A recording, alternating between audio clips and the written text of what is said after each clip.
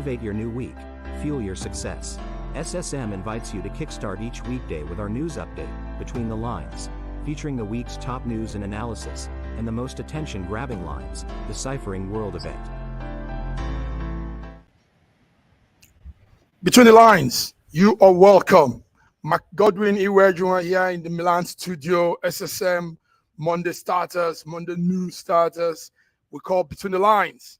And I'm here with my coordinators, correspondent from different parts of the world. In Lagos, Nigeria is our man, Olayinka Raji. Good evening, Mark. I'm very well, thank you. And good evening, viewers around the world. I'm glad to be here again tonight. Good. So, we hope the cholera is being contained. We hope people are no more dying. I mean, that thing has to stop. Raji, what's happening there? I believe so. I haven't heard much news about cholera outbreaks for some time. Okay. So I believe it has been contained. Keep it on hold. We'll come to that because the great man George Chukwu from Toronto, Canada is also here, watching events, taking charge. George, how are you today? I am awesome. Well, Nice. Mark Godwin, it's a pleasure to be here. Olayinka Raji and viewers from around the world, we welcome you to our show today. It's going to be a fantastic one. Beautiful. Beautiful. But you see, we can't be beautiful enough if we don't have one diva in our midst. So in our midst is our diva, Fiona Akano, London, UK. Fiona, how are you? Fine, thank you. Good evening, viewers. Good evening, Massive Mac, Sir George, Sir Raji. It's lovely to be here. Good evening. It's good to have you in our midst. Yes. George, we didn't ask Fiona what happened during the weekend with all those. I mean, it was too much coming from the UK. Change of government, the Queen doing this, the King doing that. Fiona, what's the update? What's happening there? Are you guys okay? Yeah, we're fine. I don't know what you're talking about, so yeah, we're fine. No, because there's no cholera outbreak. Yeah, there's no cholera outbreak. Because also some people I didn't know Rishi Sunak had some heavy followers too. Fiona, do you know that? So they are out on the street, they are complaining, they are saying, no, we don't want these Labour people, we don't want it, you know. So we're wondering, where were they when the votes were going on? Couldn't they have? I think, you know? I think the issue here in the United Kingdom is that I think sometimes, you know, a change is as good as a rest, etc., etc. So I think people are just jaded with what's happened. I'm not so sure that it's Rishi Sunak. I think it's just the whole Conservative Party and what they've done. Traditionally, I think I'm a conservative at heart. So obviously the results are probably not what I would have wanted. But, you know, it is whatever it is. Nothing's going to change. I've done a deep dive into the manifesto, and I can't see how they're going to implement the core changes in health, education, etc. So it's nothing. So it's just going to be another bunch of complaints in the next few years. So it's another bunch of complaints. Okay, let's go into it. George, a lot is happening, so many things, but we will take the core headlines, core stories. The number one good one is it's kind of good news. Our president Tinubu has been re-elected as ECOWAS chairman for an additional year.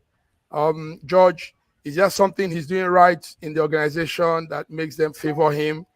What do you Well, think? I don't think there is anything he's doing right that making them to favor him. I believe that they are in a very serious dire state right now, as it is. You see some of these other countries that are going away from ECOWAS, and because of the weakened state of ECOWAS actually. So whether the president of Tinubu is helping things, I'm not quite sure it is, because these other nations, they come together and they are forming their own. While they were having a meeting yesterday in Abuja to re-elect Tinubu, these people were also, in Niger, trying to put themselves together to form their own alliances. So the thing is, and I know with the ECOWAS, they have just decided to bring a new currency, called ECO. or so yeah. So that's they're making some proactive moves, but already, as you have seen in the past few months, I don't think there is anything that can stop these other nations or to bring them back into the fold, unless something changes. But as it stands right now, that's how it is.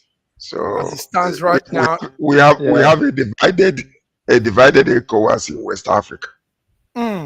Raji, yes, our man was re-elected another 1 year, and that decision was made on Sunday by the leaders of ECOWAS, representing about 12, I think it's about 12 member states. 12 member states, yeah, the and three it happened right there in left. Abuja in their 63 summit. Now, Raji, do you think he be coming in for the second time, he will now bring in and stamp out his feet and bring in some real strong reforms? What feet? What strong feet has he got? Where is he stamping? I think he was just reappointed for lack of a better option. For lack of a better option, that's all. Just because there's nothing. In fact, his first year was almost a calamity. His first pronouncement when he came in as if he had some power somewhere when he was trying to give orders. I think he was called to order by his senior cabinet. He said, "Look, you can't be jumping around like we are jumping around in Lagos. So this is so please, like my friend would say, cool temper." Fiona, Raji just said it in the most hilarious way. I mean, but what do you think? I agree. ECOWAS is not really, in terms of relevance globally, it's not really that important. Really yes, because I was going to ask you this. Any longer.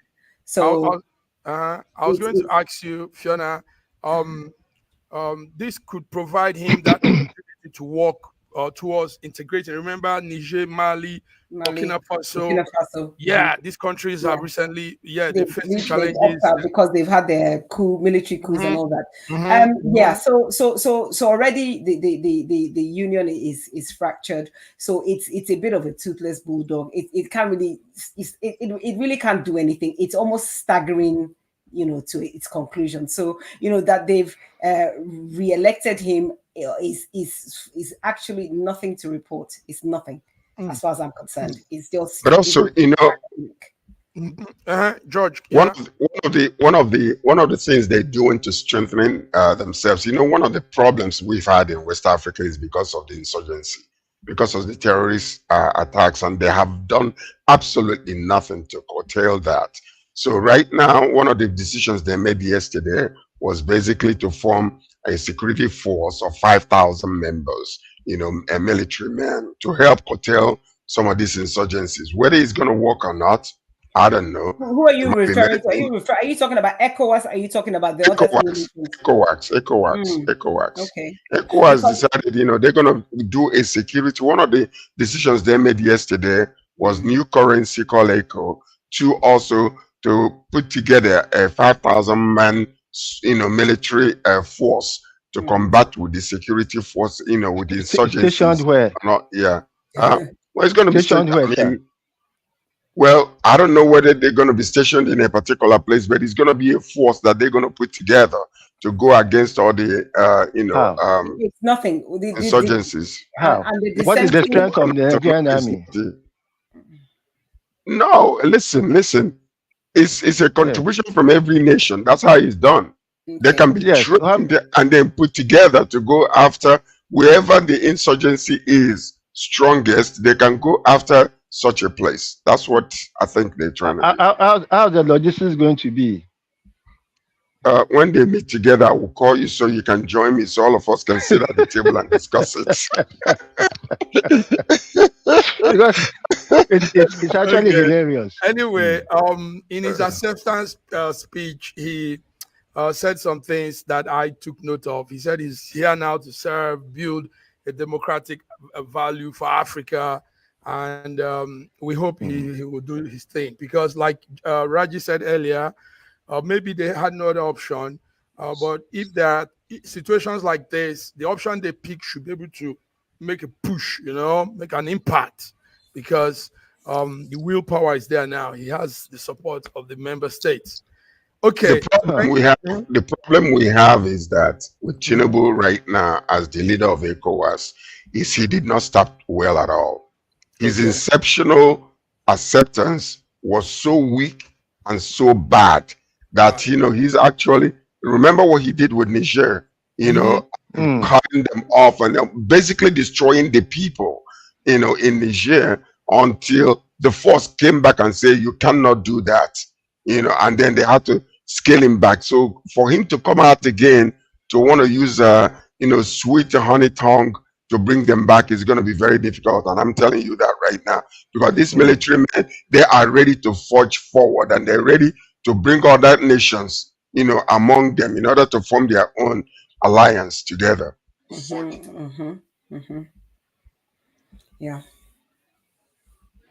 Thank you, George. All right, gentlemen and lady, let's go into something that's also on the board now, all news media reporting. I don't know if you all followed last week. There was this agreement. There was this signed agreement in an event called Simoa Agreement, and paper came out with some statement. The Daily Trust newspaper came out and said, Nigerians, listen, that agreement they signed has something to do with the LGBTQ, they signed it because they want to bring in the LGBTQ thing into Nigeria. So last night to this morning, the Minister of Budget and Planning came out and said, first of all, they'll be taking that newspaper house they'll be taking them to court for false news. Then also, I'm trying to bring out, then they will also make some statements. So he said, federal government did not do anything because of the lesbian, the gay, the bisexual, the transgender, and the queer people in Nigeria. They claim that $150 billion was given to Nigeria because of that reason is all false. So the minister clarified everything last night, and now we now understand. So we were following that news, so we now understand the nature of what it's all about. So I don't know, guys, do you have stories? Listen to this. Listen to this. Listen to this.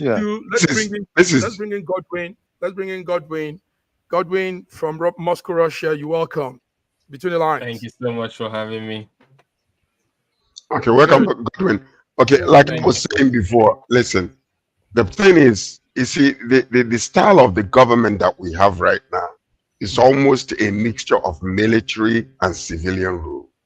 I don't even know where this honorable minister is coming from, threatening to take the newspaper to court. What impetus? Where did he get that from? How many times have if the government has been lying to Nigerians and have not been taken to court, and then they're gonna, because maybe something happened and news some kind of way came out, and then they're threatening to take them to court. They have no right to do that. Number one, the government consistently have lied to Nigerians. Who is taking them to court? Up until today, we are still paying subsidy. They lied about it. Who is taking them to court? Consistently, they have made promises and have not fulfilled one. Who is taking them to court, and who is holding them onto account? And they're going to sue a newscast. And as a matter of fact, let me tell you something. There is absolutely no smoke without fire.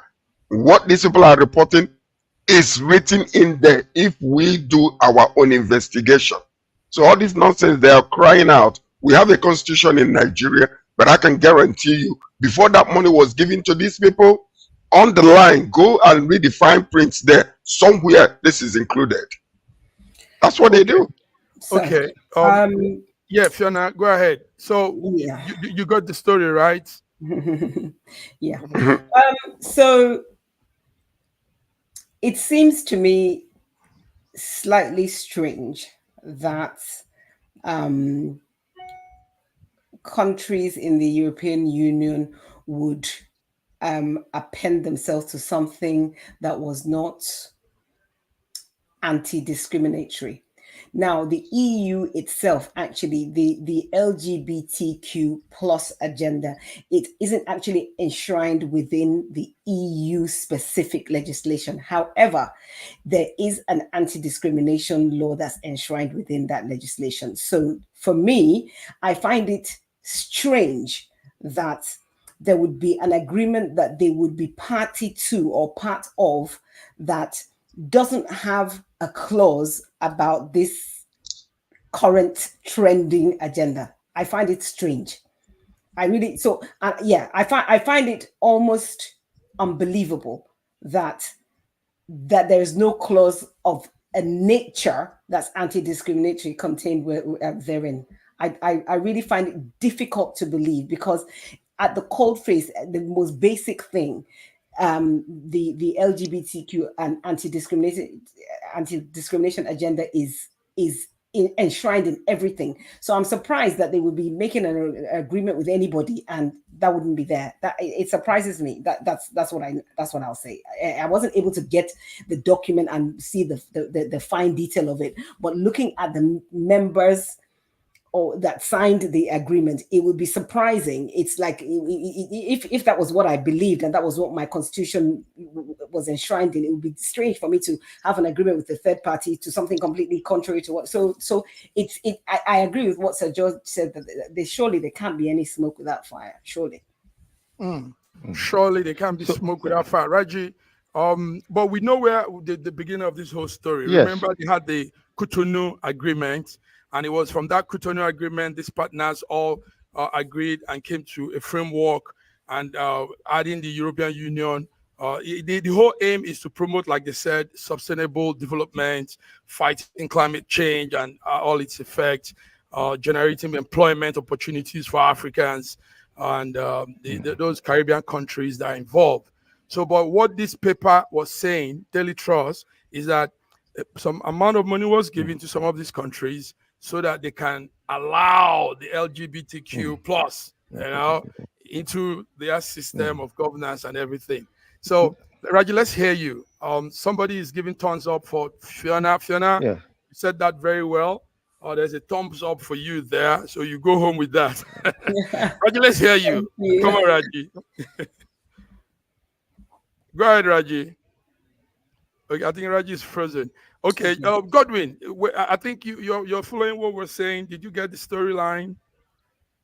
Yes, I got the I got the general storyline, but I don't think I have all the details. Okay. So let Raji talk, and then I'll come in later. Okay, Raji is back now. Okay, Raji, go ahead. Now, my question is this.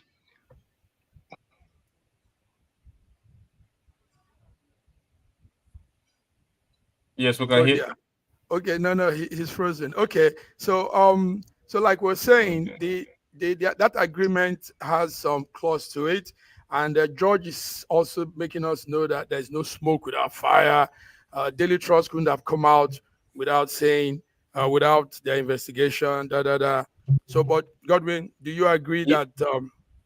Yes. What you should understand is that when it comes to pressure, especially pressure of soft power,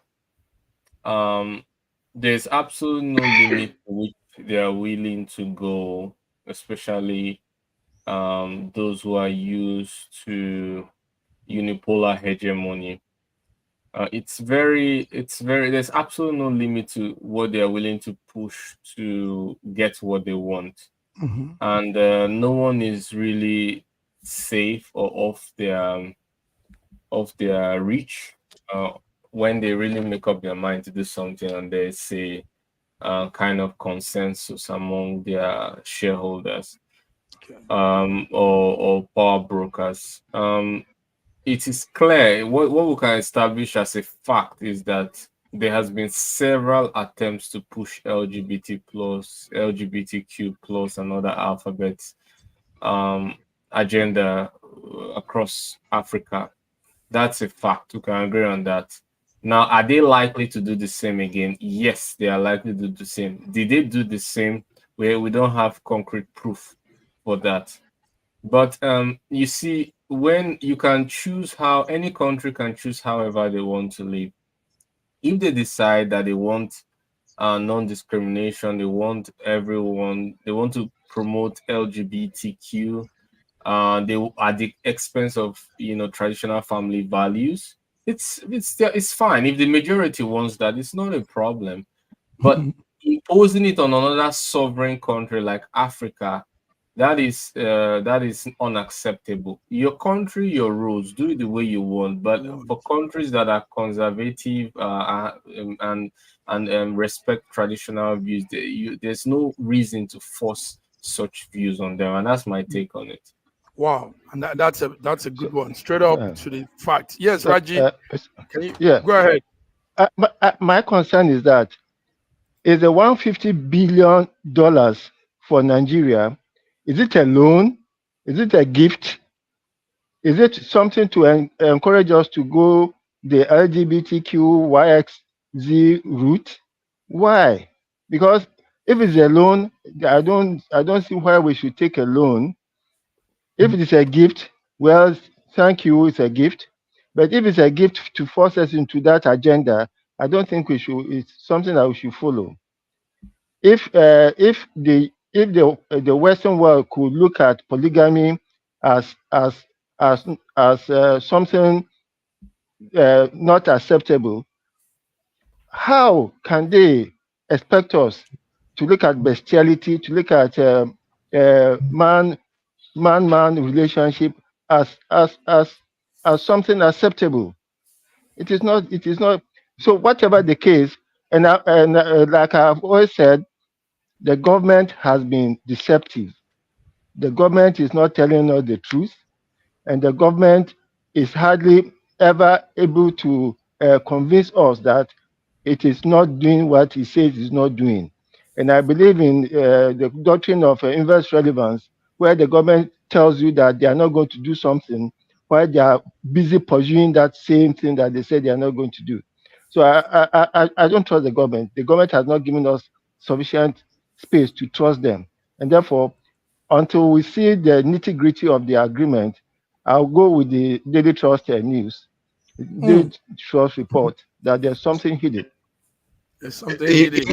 No, can I say something? Can I say something? Yeah, go ahead, George. You see, they started this a while ago, and they cannot give you this type of money unless you have agreed that you will do the best you can to bring that narrative into the community. For them to have accepted that money, because a lot of times Nigerians as a whole, we know each other. We hardly say no to anything. Even if he's not in your industry and somebody calls you to come and do something, you say, I will take care of it, until you get in there and start struggling, on how to be able to solve that issue. But I honestly believe that government saw that and it was discussed, and they have accepted that they will do the best they can in order to get that money. I agree. Because that money is not coming to you free like that. We remember Kamala Harris when she went to Ghana and wanted to bring that conversation. They shut her down. And they told her, don't bring that mess in our country. We don't want it. So, but they entice these people with all these kind of grants and money that they give to them. And that's what I believe that happened. Now, government is struggling and saying, where did you read that from? But I can guarantee you, if we look deep into it, you will find those clauses there. But our constitution still says that if you come out and want to be a man or a woman or change your sex, it's 14 years in prison. This is our constitution. It's telling until it is changed, they can take the money all they want to, unless they have to go back to the Senate and the House and want to change what was written before. So Mr. Mark, yes, Mr. Mark, yes. Just one point. Do you know that our total external debt is not up to $65 billion? So I'm still confused as how the whatever group that is giving the country $150 billion, what is the agenda? Because our total external debt is not up to $70 billion. So that's why I'm wondering, why are they giving us this much money? Why? There's no free meal even in Freetown. There's no free meal. I understand that. Before we go on, let me just say this to George. I think George and Fiona have to take home their like Tom home. George, while you were speaking, somebody said good one, and there was a thumb up for you. Gentlemen, that's it. We have this situation, but the Minister of Budget and Planning, Atiku Bagudu, says it's all wrong. The newspaper house gave a false information, and they are taking them to court for that falsehood against the government, he says. But you guys are insisting there's no free food in the land of the Fufu land. Is it the Fufu land? Yeah. All right, I also want to say one thing is that one thing I want to say is that we know about the independence of the court. We know that if the government comes against you, it's the beginning of trouble. Now, look at it this way. Okay. Look at the situation of the journalist. The government comes against you, you're in deep trouble. And then you probably don't have enough relations with external geopolitical powers to save you or to run away to or to seek asylum or refugee status. You know, it's you just basically languish in jail. And it's a huge risk. So we should value the courage and bravery of that whistleblower. Of the whistleblower. We as journalists know some of the prices we pay to have our opinions, free opinionated, free opinions, even to the point of taking us down. So we have to understand that it didn't come that easy, and somebody somewhere was so much bothered by it and couldn't keep it to himself or herself. Wow. Dr. Ibe, are you saying that there is no freedom of press in Nigeria? But no. Sir George, let's not play out this statement. No. I'm just supporting him. I'm supporting Dr. Ibe. I'm supporting Dr. Ibe. But is that what you that are you saying there is no freedom of press in Nigeria? That nobody can come and tell their opinion and get away freely with it? I'm saying if you get to the point where the government is against you, the courts, for you to win in court, you have to have some unusual amount of grace following you. Nice. So that means this is the beauty of what we do here. Yes. The beauty of what we do here, SSM, is the true fact that we can come and tell our opinion. Because we are scattered around the world, we are from different parts of the world. You can't come and choke us. Let's look at somebody. Yeah, let's look at somebody. For example, Nnamdi Kanu. You may not like him. You may like him. It doesn't matter who you are. But the point is that the court said he should be released, and he wasn't released. And for whatever reason, the DSS had much more power than every other security branch in Nigeria. So David also. You remember David the one away from Tinubu? The same thing. Listen, numbers are growing. It looks like a very special night with what you guys are saying. But we'll go on the break. But before we go on the break, let's do a small one. It's an observation. You see this thing out there on the screen? Do you see what's on the screen? Everybody, do you see that? George, you see what's on the screen? Peter B, with a blindfolded Wole Soyinka's face and all that. Do you see that picture? Tell me if you see it. I want to say something about it. Yes, we see it. Yeah, we see it. That picture you see comes on every link sent from Nigeria. It's an observation SSM have made. We've observed that link, that picture you see, when somebody sends you a link of whatever it may be, from Facebook, YouTube, Twitter, that's what comes as the icon pics. Yes, we've been noticing it for 2 weeks now. So we asked somebody on ground, a journalist, said, listen, when you send your links to us from Nigeria, this is what comes out. And the storyline of what you probably sent is saying something else. But what they bring out as the icon photo is that picture. So we were wondering what's happening. Is it why that? And somebody said he has an explanation to it. So stick around. I hope the person will come in. There's something to it. It's intentional. It's not by error or anything. It's an intentional move by the government or somebody somewhere to give a false storyline. So this, if you observe your phones, your Twitter, your WhatsApp, all of you, mostly those of us in the diaspora, this comes as a link, as a picture link to most of the links they send, and it's intentional for something. So let's stay tuned till I hope the person comes in. But before then, let's go on a small break. See you on the other end. Thank you. SSM's Wednesday Global Africa program brings to you our news stories, exclusive reporting, and SSM perspectives on the day. In a world where news flies around every minute, you need the ability to relate and connect with what matters and stay up to date. Schengen Story Media News Echoes program is Africans in Diaspora and at Home's leading English news network, one of the most trusted, respected sources for news updates on current affairs as they affect global Africa.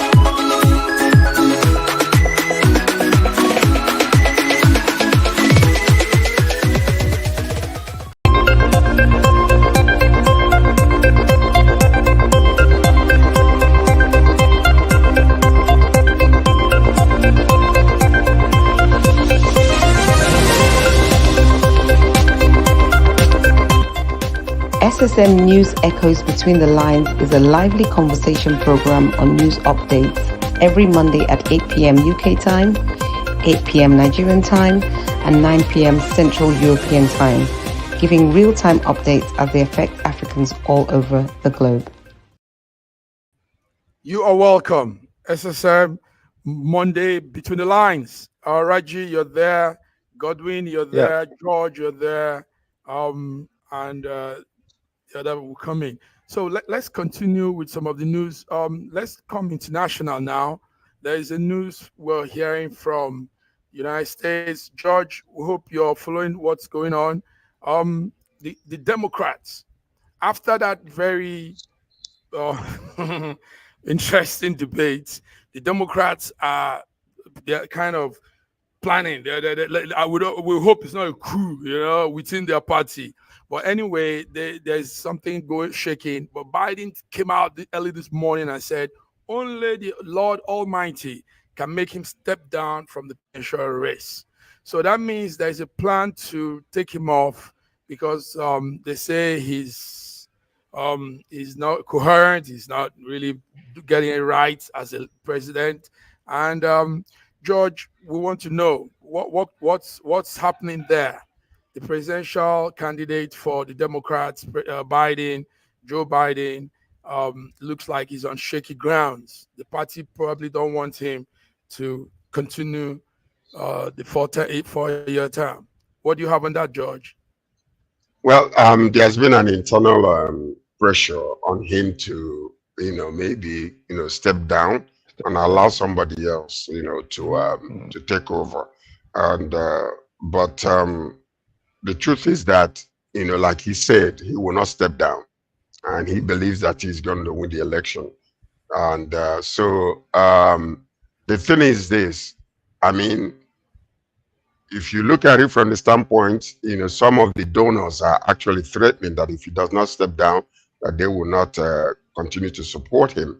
And some Democrats are on a shaky ground also. They feel like that he will not be a good representation for them to win their seats. But the truth of the matter is Democrats, they have a lot of work to do. I believe that they need to come together. I believe that if Biden decides that he's going to run, let the conversation be the same. Let everybody join hands together, because the point is, to be very frank with you, I know many of us might have diverse opinion over this. I would rather that Biden continue than Trump to come in, because you guys do not understand what is happening in the US. If that man steps into that throne again, it's going to be hell on earth for a lot of people. So maybe another 4 years of grace until that hell drops in America. That's all I'm praying for personally.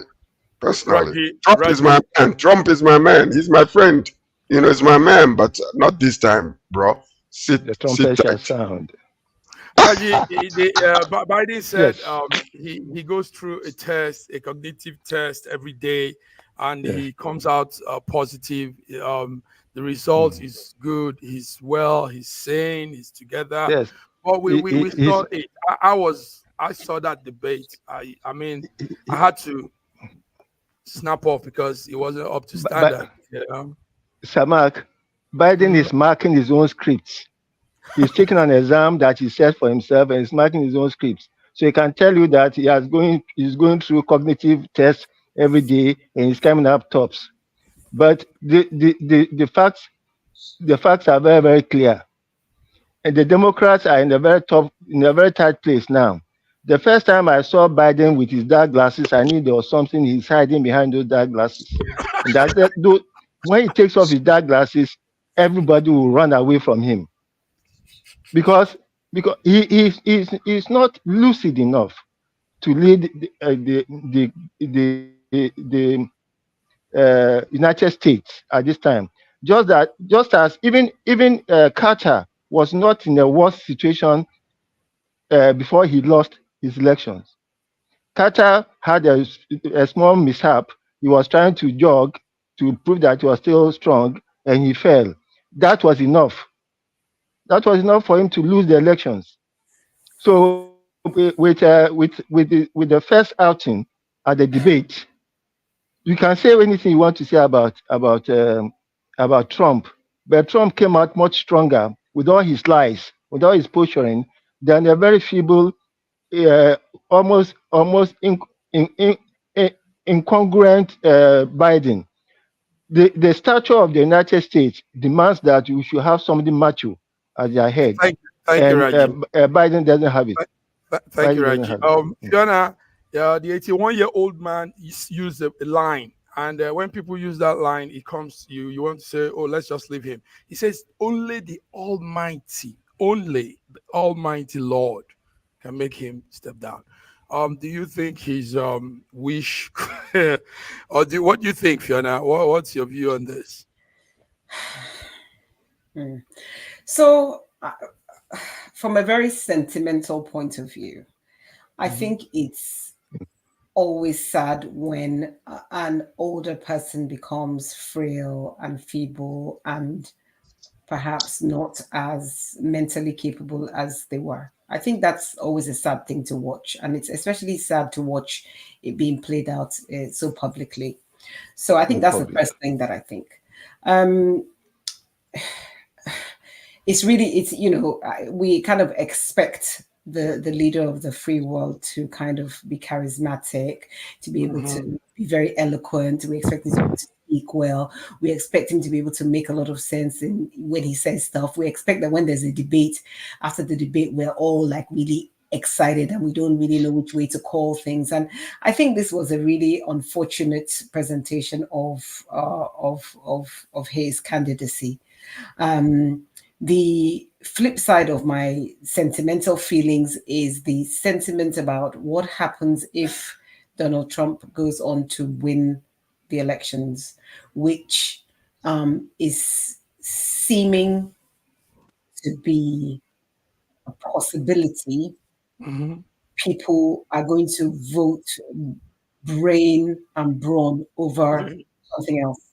So I think, for me, that makes me quite nervous and quite anxious, But at the same time, in my own good, if I had a company, for example, and I needed somebody, or I need somebody to take me to a destination, I'm not sure that I would willingly want to choose somebody that I felt was not going to be able to make the right decisions in terms of everything to get me there in one piece. So I think it's a much more difficult for we know all the things about Donald Trump. We know about all his lies. We know about his agenda. We know about the things he thinks, and they all fly in the face of the things that I believe in. But in terms of being practical, how do we have or is he going to be supported by people around him who are going to be the actual people running the country, and then they're just going to have this guy as a figurehead? But he can't go. And I mean, we're talking about Ahmed Tinubu, but how is he going to go and represent the country if they have Thank you, Fiona. Fiona, it looks as if you have some. Did you come with some of your followers to this program? So those your followers are really on you. You keep having the thumbs up. I don't know why. Okay. Godwin, yes, Godwin. The last time we saw a situation like this was in Nigeria, and we all went gaga. You know, when our president was incoherent, he was flopping, it was all kind of thing during the campaign trail. And I mean, let's be truthful. That's similar. That's what played out last 2 weeks with the presidential U.S. debate. So, what will you say from Russia? I would say, we in Russia, we respect the will of the American people, and do not intend to interfere in the electoral process. Whatever they want, they should decide. But there are some things that I want to say. Making a statement that only God can remove me, it's in itself, by definition, is not democratic, because it should be only the people can remove me. Because if democracy is the government of the people, by the people, what for the people, then the right thing would have been only the majority of people can remove me. But it seemed that it was God. But God plays some roles, when we don't want to take accountability. But it didn't sound democratic. I just noted that. Secondly, Americans are beautiful people. The country is a beautiful country. And when I see their president, I kind of have this feeling that they can do better than that. Let me put it mildly. So if they believe that that's the standard they want to show the world, where we accept it, we respect it. Can't do more than that. Also, by the way, can I say something when he finished? Okay, when he finished, go ahead, Godwin.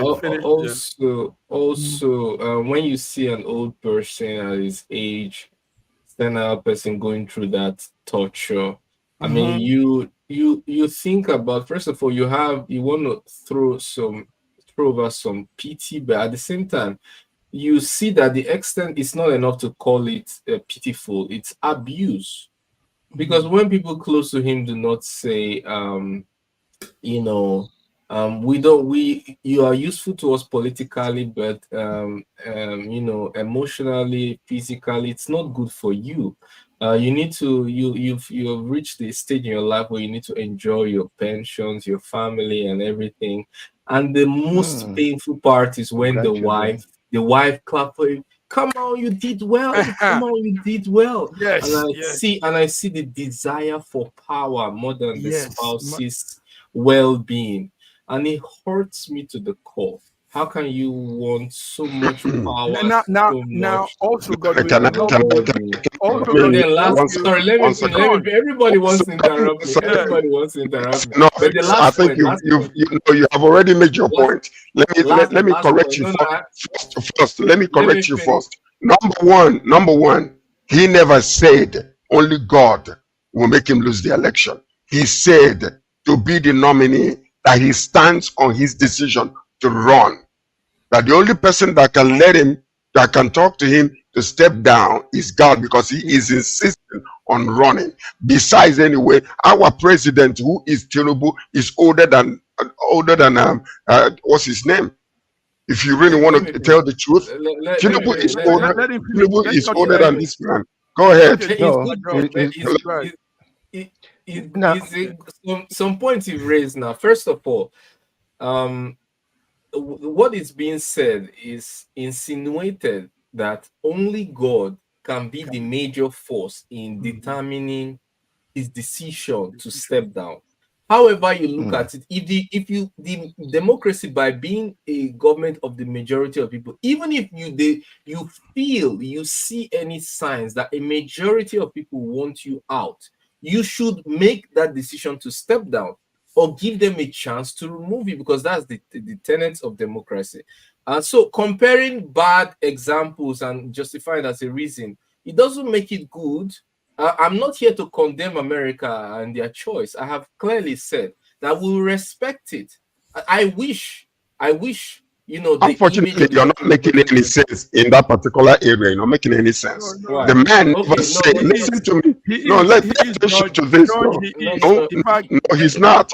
Because he's trying to put it as if God is the only one. We compare it to democracy. The man is not saying they cannot vote him out. He never said so. He said for me to step down as the nominee for democratically. He's saying it compared to Godwin is saying. Power hungry. No, that's not true. That is not true. You're misinterpreting what he is power hungry. I am saying this sentence insinuates that if in his heart he is not that. It's him, he knows that. But the sentence he has put us gives that message. I cannot tell what is in his heart. You have said he's not power hungry. Maybe you know him personally. I don't. But his sentence gives that image. Also, he feels like he's able. He feels like he's able. So who are you to tell him that he's not able? Who has said he feels like he's able? You're going off point. You're going like off point. No one said all this. No. There also the last point which you have prevented me from saying is the dangerous, unwavering support we see among both the supporters of both candidates. It's a kind of support that most of them want to be right at all costs. That means most of them, except the independents, most of them will support their candidate to the dying end, giving no room for dialogue in the middle and for logic to prevail, and sometimes what is in the best interest of the country. So I know that they are far right and far left, but the center is not also very flexible.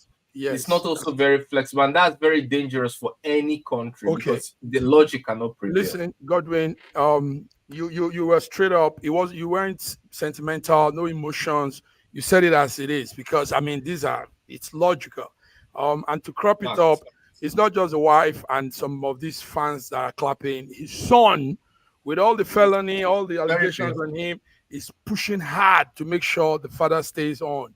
So all of this adds up. George, if you came out for president and you displayed any sign that Biden displayed, I will call you and beg you to step down. Even if you promised me ministerial position. That's what I'm trying to say. It's very painful to see true friends. The thing about this whole thing. Yes, let's take statements are coming in from Facebook, from LinkedIn. We have our regular viewer in this program. Extigen Wireless, Remy Adeyeye. He said that wasn't a debate. He came out to convince me that he should retire. Now, as one of the best presidents we've had to date. I'm a Democrat, but he says that wasn't a debate. So Remy, thank you. You're always frequent here. You're always here. Gentlemen, this is what it is, and we keep watching. But like Godwin said a lot, and I really stay with those. I'm with those words. At a point like this, the old man should be in a retirement people's home, and you should retire your president of Nigeria before you retire him. We'll do that. Playing with his grandchildren. With his grandchildren. Stronger people to do that. Donald Trump is even too far away from him. How old is Putin, by the way? How old is Putin? It's not just Putin is a very strong man, though. Putin is 70-something. He's still in his 70s. It's not the age we are judging. It's the display of the science. Let's look at on the business note. Let's go business. Let's do business. From Nigeria in the business sector, Nigeria is introducing a new mining revenue. The minister says will boost. Make it easy to mine for investors to mine and also boost our mining industry. So Minister Dele Alake has announced new rates for mining licenses, new permits, and it's aimed at boosting the sector's contribution to our economic growth. So, gentlemen, one thing you need to know, guys, is that you see that sector. That's one of the richest sector we have in Nigeria, the mining sector. Yes. That sector, because but everybody's eyes, that's the minister there. For those watching, that's Dele Alake. He's doing a lot in his ministry. So he says they are bringing new mining licenses, permits, and everything. And there are reforms coming on also. He says he wants to use it to enhance doing the business and consolidate ongoing activities. So the mining sector, George, you said, of course, I like that because of a truth that there's big money waiting for us in that sector. George, tell us, what do you know? There's much money, untapped resources for the country as a whole. The point is that particular industry is one of the richest industry in Nigeria. As a matter of fact, oil cannot touch this oil that we export cannot touch that particular area. And the part of the reason why, there are a few number of people that are managing and they have stronghold over that particular industry is simply because there are so many things that are happening that we don't even count as our revenue that are just being taken care of by individuals and some groups of people that are taking care of it. But so what you're seeing there is this new thing that they're doing, and I hope by God's grace that Tinubu will be able to put this whole thing in together so that the same way that we're sharing the oil money, we'll share the gold in the north, we'll share the gas money and all those type of things. Because right now we're only concentrating on shipping crude oil, while there are so much minerals in our country untapped, but they're being taken care of by small groups of people and individuals like Sambista forests, Californium, all those little things that every now and again they will come out. Californium alone, an ounce of it is millions of dollars. And yet there are private jets going in and out, and then using the Boko Haram to protect that area. And yet money is going in and out of that place. So I hope Tinubu can put it all together and bring all these resources to add to what we are going through right now, because it could help our economy big time. It will help our economy big time. George, you put this well. I think you are also investing in that sector. Fiona, are you investing in that sector? There is a lot there. A lot. So this is fantastic news, and yes. the issue will now be about how is it managed? What is the parity and equity? Because obviously it's going to become a boom. So what happens to the local areas where all these mines are going to be? What happens to the people around there? How is it going to be fed back into the local community and then the country at large? Are we going to see the licenses awarded to external companies that will come, rape, pillage, and go off? Are we going to give the licenses to Nigerian big boys, and really it's not going to make any difference to us? I mean, so those are the things that, so I hear that and it's fantastic, but my worry is, will there be any real equity in this whole thing? Will there be equity in this whole thing? Now listen, some of those minerals we're talking about is what they call rock salt, gemstone. Fiona, I know you want to invest in that. Bitumen, like we all know, gold and lead and zinc and ore, iron ore. Tell us, Godwin. Godwin, please, we need your analysis on this one, because this is so important to us. I'm sorry, Godwin. I beg to disagree. I'm not impressed by the excitement. Okay. It seems infantile and premature. Unfortunately, because it just as it can be a blessing, it can also be a curse. Okay. We have seen the same curse with crude oil, the same jumping and jubilation you're making here, the same jumping and jubilation that was made over crude oil. When you face and you forget, see, look, the managers haven't changed, the players on the pitch haven't changed. It's just the jerseys that have changed, and we're all jumping up. It doesn't make any sense. Now, what are the problems? What we should say is, what are the problems that has made us not to gain, to be the where we're supposed to be with crude oil? What will make those problems not to be with mining? That's right. Does it make sense? The problems that made us not to be where we are, we're poor, one of the poorest capitals of the world with crude oil, the biggest exporter of crude oil. For some reason, we intelligent people think that it will be different with mining because it has a different name. It doesn't make sense.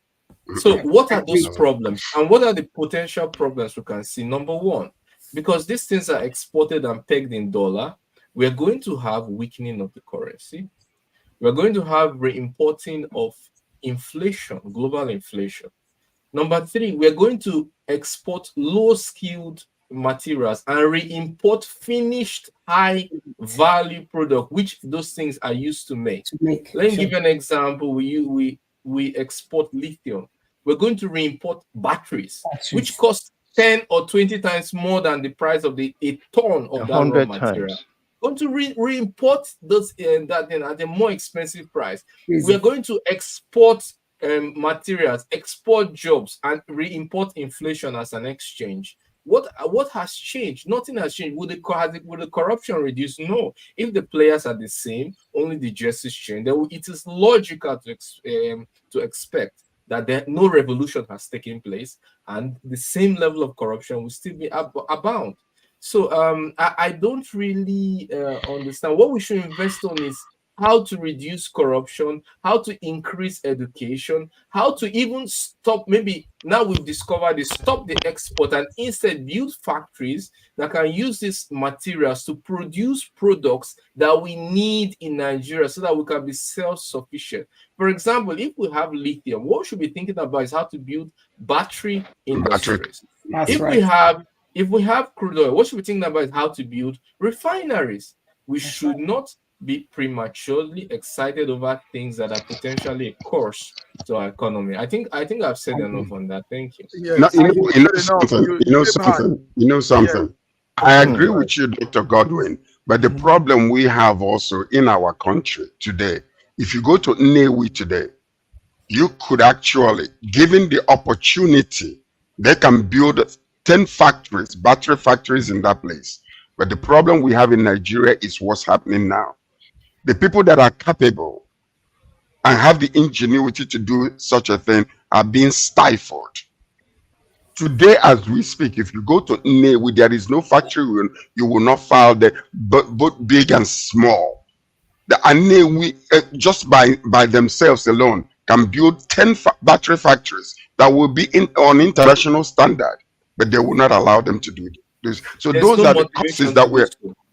It's not even for them to do so. Can I say something? Look at the cars we have in Nigeria today. Innocent is there. There is no local support for Innocent. That's number one. Why is it? Because of the part of the country where it's coming from, and that is the truth, whether we like it or not. Okay, now we saw a person who came from the government and talking about that they are happy that they're going to we're going to have a car company from Nigeria. Innocent is there when they made that statement. A lot of fire was against him. So these are the things that we are talking about. We have lithium in our backyard. Why can't we develop so that there will be jobs in Nigeria? India refuses Tesla to come in. You know why? They are insisting that Tesla will come to their country and build a factory to assemble those vehicles. That is what we're supposed to be doing. But immediately we had a deal with Tesla on that kind of thing too, but it didn't work out. Okay, gentlemen. Raji, something. Go ahead, Raji. Sorry, just to back up to make a comment on what Sir George had just said about India. India's decision was from the eve of their independence that no vehicle is going to come in and their leaders will use the vehicles that are existing. For more than 50 years, Indians were using the vehicles that were imported into India before independence. And they were able to build factories that were producing the same kind of models of Mercedes that had been in the country, and then they improved on it until now they have their Tata, and they are now buying up even British car manufacturing companies and things. So you can't just start being Indian 60 years after independence with something we didn't start, which India started at the eve of their independence. So let me add to that. Let me add to that. India. Let me just add very quickly. See, it's not only India that did that. China did that, and they were able to double their GDP for repeatedly over many decades. Whatever we are doing now, we are not doing it only for ourselves. We are doing it for our children, our future generation. We are doing it so that we lay the pathway for assured progress, assured development. And whether even if we start today, it's still better than not starting at all. Yes, and the fact is that you must be very resolute, like China and India has shown. You have to hold these people by the throat, have leverage in your negotiations, just like Russia has done. All the countries that put sanctions, and they say, well, sorry, you get out, the factory remains here, goodbye. You have to make sure you have those leverage in negotiation, hold them by the neck or by the balls, or whatever you call it, so that you secure your development, because nobody is going to do that for you. You have to start from somewhere. And the framework on competition between the regions is also not there. If we have a good regionalization, competition among regions, state control of resources, local control of resources, it will increase that impetus. If a person decides to be autocratic, everybody will leave the state for the governor. I've said it before. If there's free movement of labor and capital, and a state isn't performing well, people will say, okay, you are the leader. Okay, no problem. We leave the state for you. Maybe you can rule the whole state alone. We have to create that environment for competition and progress and utilization of our resources for our own benefit. Only then we can see progress. So starting now is never too late. At least let's get started. Also, let me say this, Godwin. The excitement we had on this news wasn't because of anything. I mean, it's a reaction. Any new thing, you react, you get excited. Then it's now up to the management to see how to go about managing it and doing it well. So don't blame us for getting excited. I mean, that's human. Gentlemen, on this note, let's go out. But while we were planning to go out, somebody came in. Maybe she'll pull the plug now. Yema, what happened to you? You're coming when we're going out. I'll pull the plug. I'm really sorry. Can you hear me? Good evening, everyone. Yes. I'm really sorry that I joined late. I had some avoided conversations. It's okay. Yes. Next time. Tell us. It's nice seeing your face. What's news from your end? What's the news there? Okay. The news. I think there's a little mishap here with the natives, and the Turks and the Syrians. I think the Syrians, like they said, abused a child. So it's been war. The police are everywhere. Everybody's been checked. So that's just the news, and we're being very careful. So that's it, and we hope it comes to an end. It's really serious, actually, to the point that the Syrians had to burn down the Turkish flags. I mean, that's yes. Really we saw. Some of us saw the video. I had the video sent to me directly. Turks fighting with Syrians. Yeah. And now they're saying, leave our country. We don't want to hear you're savages. You're uncivilized. Leave our country. I mean, that's the extreme. Why abuse a child? So the age of the child has refused to be is not yet disclosed. But what burning down their flags? No, that's a no. With a country that's giving you life, because Syrians had war. The country that's giving you life. You've been here, living here without passport. Nobody's harassing you. You're given a place to stay, and the next thing is for you to burn down a flag because you committed a crime against the country. I mean, we know how bad it is to abuse. We can't show the video because these days the censorship is so strong. Well, there's that video of both nationalities fighting, cutting themselves with knives. Blood everywhere. Thank you very much, Yema. Yema, you pulled the plug. So on that note, we want to call it quit for today. George, good night, everybody. Thank you for coming, Raji. Godwin, everybody have made good statements, good news out, insights. Till Wednesday when we come again. And for those looking for me, I'll be back. You'll be for back. Sure. Good evening. Yes, you'll be back. So thank you, guys. Bye-bye. Good night.